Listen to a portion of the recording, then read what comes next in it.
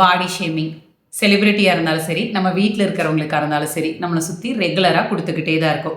இப்போ ரீசெண்டாக த்ரிஷா மேம் ஆகட்டும், குஷ்பு மேம் ஆகட்டும், அவங்களோட டிரான்ஸ்ஃபர்மேஷன் வீடியோவெல்லாம் போட்டிருந்தாங்க ஃபோட்டோஸை.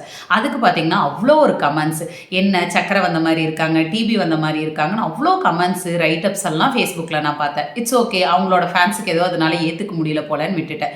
இன்றைக்கி அதே மாதிரி நம்ம வேட்டையாடு விளையாடு படம் பார்த்துருப்போம். அதில் கமாலினி முகர்ஜி அவங்கள போட்டிருந்தாங்க. என்ன இந்த அம்மா 2026 வெயிட்டாக வருவாங்கன்னு பார்த்தா இப்படி வெயிட்டோட வந்திருக்காங்கன்னு பெரிய ரைட்டப்பாக போட்டிருக்காங்க. என்ன தாங்க நம்ம எதிர்பார்க்குறோம்? வெயிட் போட்டிருந்தாங்கன்னு ஒரு கமெண்ட், வெயிட் கம்மி பண்ணியிருந்தாலும் நல்லாவே இல்லைன்னு கமெண்ட்.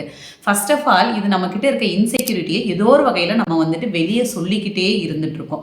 இந்த மாதிரி நம்ம வீட்டில் இருக்கிற நம்ம குழந்தைகிட்ட ஆகட்டும், ஒருத்தங்களையும் கம்பேர் பண்ணி அவன் எப்படி இருக்கா, நீ எப்படி இருக்கன்னு சொல்லிகிட்டே இருக்க தான் அவங்க கிராஷ் டயட்டு யாரோ சொன்ன விஷயங்கள் எல்லாம் ஃபாலோ பண்ணுறாங்க. அதனால தான் இப்போ ரீசெண்டாக அந்த ஒரு பொண்ணு கூட இறந்து போனாங்க.